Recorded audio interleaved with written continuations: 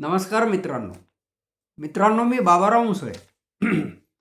सारं काही बाबाराव मुसळे या माझ्या यूट्यूब चॅनलसाठी मी माझी नवी अक्करबोट्या कादंबरी तिचं कथन करत असतो. याच्या आधी आपण 39 भाग पाहिलेले आहेत. आज 40वा भाग. मागच्या भागामध्ये आपण असं पाहिलं होतं की शांताबाईंचा सत्कार करायचा म्हणून त्यांना शाळेत बोलावून आणण्यासाठी रत्ना एकटीच जोशात त्यांच्या वाड्यावर गेली. आणि मग तिथे अचानक तिच्यावर असा प्रसंग गुदरला की ज्याच्यामुळे ती हादरली पूर्णपणे. अध्यक्षांनी अचानक येऊन तिच्यावर झडप घातली. शांताबाई तिथे आल्या तिचे ओरडणं ऐकून आणि शांताबाईंनी अध्यक्षांच्या टाळक्यामध्ये जड असणारी कढई तिचे वार केले आणि अध्यक्ष बाजूला पडले.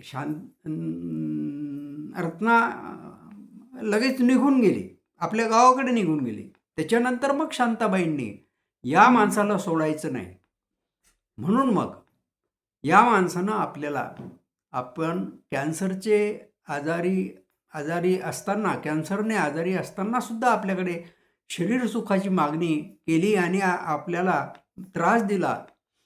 आणि म्हणून मग त्यांच्यावर पोलिसमध्ये FIR दाखल केला आणि पोलिसांनी त्यांना पकडून नेले. हे आपण आतापर्यंत पाहिलेलं आहे. पुढे रत्ना त्या दिवशी वाड्यावरून गावाकडे गेली तर ती शाळेत आली नाही, घरीच राहिली. हेडमास्तरांनी निरोप दिलाय किंवा हेडमास्तरांनी तिचा मोबाईल लावण्याचा प्रयत्न केला, पण तिनं उत्तर दिलं नाही, कारण मोबाईल बंदच होता. मुलांच्या हाती, मुलींच्या हाती पुन्हा निरोप पाठवले तरी तिनं काही प्रतिसाद दिला नाही. हेडमास्तरांना असं वाटलं की आपण प्रत्यक्ष जाऊन रत्नाबाईंची भेट घ्यावी. त्यांच्या मनात असा विचार यायचा आणि मग त्यांना वाड्यावरून शांताबाईंचा निरोप आला की तुम्ही मला भेटायला या. आणि तातडीनं हेडमास्तर वाड्यावर गेले. हेडमास्तरांच्या बद्दल रत्नाला जसा विश्वास होता तितकाच किंबहुना त्याच्यापेक्षा जास्त विश्वास शांताबाईंना होता. अत्यंत निर्मळ मनाचा माणूस, कुठल्याही कोणाच्याही बद्दल कुविचार मनात नसणारा असा माणूस आणि रत्नाचा पाठीराखा असणारा माणूस, अशी त्यांची इमेज शांताबाईच्या मनात होती. हेडमास्तर आले, बसले. शांताबाईंनी त्यांना पाणी वगैरे दिलं आणि मग दोघांच्याच मध्ये चर्चा सुरू झाली. दोघांमध्ये चर्चा सुरू झाली. शांताबाईंनी रत्नाचाच विषय काढला. कुठलेही इकडे तिकडे काही विषय वगैरे न काढता सरळ रत्नाचा विषय काढला आणि त्यांना सांगितलं की सर, रत्नाबाईंना तुम्ही कुठलाही निरोप यापुढे पाठवू नका. त्या शाळेत जोपर्यंत येत नाहीत तोपर्यंत त्यांची रजा सुद्धा लावू नका. त्यांना जितके दिवस घरी राहायचं असेल तितके दिवस त्यांना राहू द्या, पण तरीही आपण दोघं मिळून एकदा त्यांची भेट घेऊ किंवा मग मी एकटी त्यांना भेटायला जाईन. मग त्यातून काय निष्पन्न होते, त्यांना काय वाटते, त्या येतो म्हणतात का? पण आपल्याला त्यांचं मन वळवावं लागेल, त्यांना हिंमत द्यावी लागेल. म्हणजे हे सगळं कधी आधी शांताबाईंनी काय अक्षरशः इथं परिस्थिती निर्माण झालेली होती वाड्यावर ते सांगितल्यानंतर मग अशी चर्चा त्यांच्यामध्ये सुरू झाली की ठीक आहे, दुर्दैवानं तो प्रसंग घडला, वास्तविक तो घडायला पाहिजे नव्हता. पण आता घडला, त्याला इलाज नाही. तर आपल्याला सगळ्यात महत्त्वाचं काम जर कोणतं करायचं असेल, तर रत्नाची हिंमत वाढवावी लागेल. आणि म्हणून मी तुम्हाला ते सांगण्यासाठी निरोप दिलेला आहे, की त्यांच्या मर्जीनं आपण घेऊ. आपण दोघं जाऊ. उद्या काहीतरी व्यवस्था करते मी एखाद्या वाहनाची. कारण मला मोटरसायकलवर जाता येणार नाही, पण 4 चाकी वाहनानं आपल्याला जाता येईल आणि मग आपण जाऊ. हेडमास्तर तिथून हो म्हणून बाहेर पडले. पण त्यांनी रत्नाबाईच्या बाबतीत अध्यक्षांनी जे केलं ते ऐकून ते हादरलेच. किती माणूस नालायक हा! अरे, आपल्या शाळेमध्ये ती बाई कर्मचारी आहे आणि तिच्याशी असा अतिप्रसंग. अशानं शाळा कशी टिकेल? शाळेत लोक आपल्या मुली कशा पाठवतील? ठीक आहे, मागे त्या कोणी एका मुलीच्या बाबतीत त्यांनी असाच प्रकार केला होता. कसं तरी सावरलं होतं. त्यात हेडमास्तरांनीच पुढाकार घेतला होता. लोकांच्या मनाच्या ज्या काही शंका आहेत त्या मिटवल्या होत्या. पण आता या बाईच्या बाबतीत हा माणूस नालायकच आहे. अर्थात शांताबाईंनी हेही सांगितलं, की त्यांच्यावर मी माझ्यातर्फे मला त्रास दिला, मला शरीर सुखाची मागणी माझ्याकडे केली, म्हणून मी त्यांच्यावर पोलीस स्टेशनमध्ये केस केली. पोलिसांनी त्यांना पकडून नेलं. सध्या तो माणूस दवाखान्यात भरती आहे. मी त्याचं तोंड पाहायला सुद्धा जात नाही. ठीक आहे, त्याचं काय बिल असेल ते बिल आल्यावर मी देईन किंवा मग ते पोलीस पाहतील. कारण पोलिसांनी त्यांना तिकडे भरती केलेलं आहे. मी पोलीस स्टेशनमध्ये सुद्धा जाणार नाही. पोलिसांनी चौकशीसाठी बोलवलं किंवा मग केस सुरू झाली तर मग काय करता येईल ते पाहू. तोपर्यंत माझा जो तो माऊस भाऊ आहे गजानन, ॲडव्होकेट गजानन, तो सारं पाहतो. हेडमास्तर दिग्मूढ झाले होते. आपल्याला काय करता येईल? आपण बाईच्या संदर्भात काय करू शकतो? रत्नाबाईच्या बाबतीत आपण काय बोलू शकतो? खरं तर आपण जर शांताबाईंच्या सोबत गेलो तर रत्नाबाईला असंही वाटेल की आपल्याला ती भानगड कळली आणि त्यांना संकोच वाटेल. त्याच्यामुळे आपण शांताबाई बरोबर जाणं योग्य नाही. आपण त्यांना हे सांगायला पाहिजेत की नाही, तुम्ही एकट्याच जा. आणि मग त्यांनी मनाशी तसं ठरवलं की शांताबाईचा निरोप येईल तेव्हा आपण त्यांना सांगायचं की नको बाबा, तुम्हीच जा. त्यांना असं असं वाटण्याची शक्यता नाकारता येत नाही. आणि खरंच तिसऱ्या दिवशी मग शांताबाईंचा निरोप आला. निरोप आला म्हणजे काय? त्यांनी जवळच्याच एका नातेवाईकाची कार बोलावून घेतली. कारमध्ये त्या बसल्या आणि कार शाळेच्या गेटसमोर येऊन उभी राहिली. तिथून त्यांनी त्या ड्रायव्हरला शाळेपर्यंत पाठवलं. मुख्याध्यापकांना बोलवायला लावलं. मुख्याध्यापक आलेही, गाडीजवळ आले. पण त्यांनी नम्रपणे सांगितले की नाही, तुम्हीच जा, मी नाही येत. थोडासा त्यांचा संकोचाचा विषय होऊ शकतो. ठीक आहे, येते मी जाऊन. आणि मग शांताबाई गेल्या.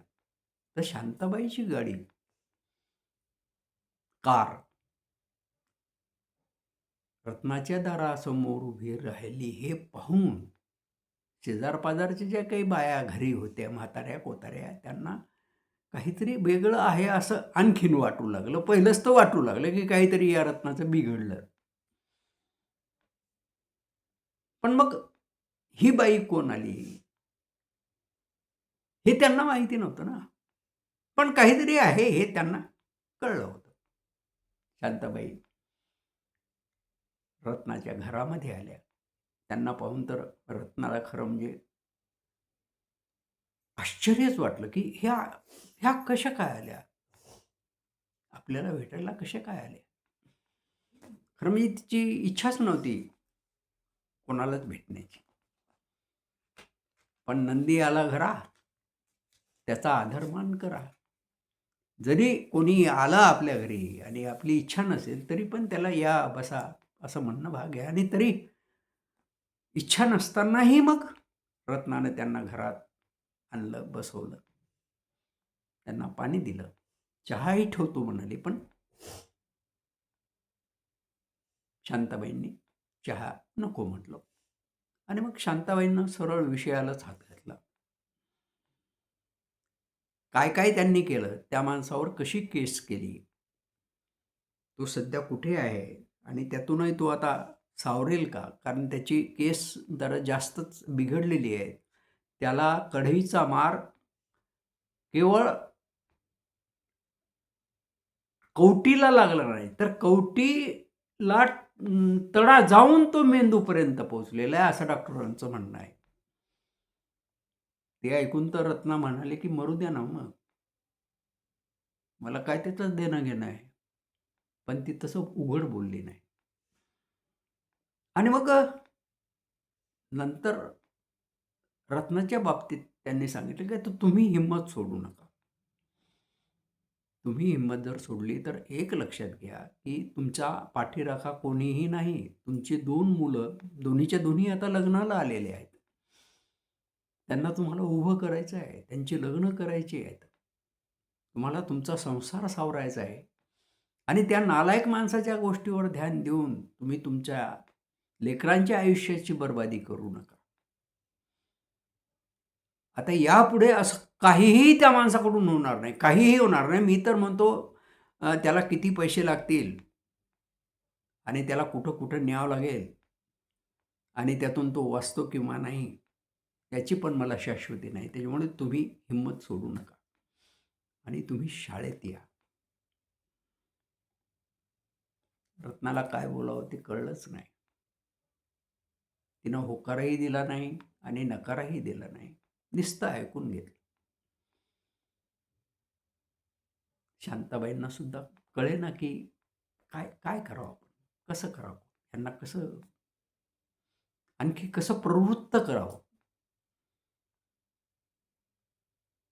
काय म्हणते मी, ऐकलं ना तुम्ही रत्नाबाई? चलता माझ्याबरोबर आता? मी तुम्हाला कारमध्ये नेते, शाळेत तुम्ही सगळ्या सह्या करा आधीच्या. तुमची कुठलीही रजा लागलेली नाही, इथून पुढेही लागणार नाही. पण चला आज तुम्ही सगळ्या सह्या करा आणि तुम्हाला मी परत आणते, आणून सोडून देते. तुम्ही म्हणाल की मला दररोज कारनं जायचं आणि कारनं यायचं, तरी मी व्यवस्था करते.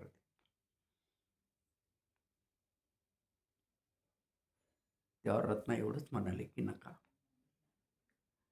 तुम्ही माझ्यावर जेवढे उपकार केलेले आहेत तेच मी या आयुष्यात काय 10 आयुष्यातही फेडू शकणार नाही.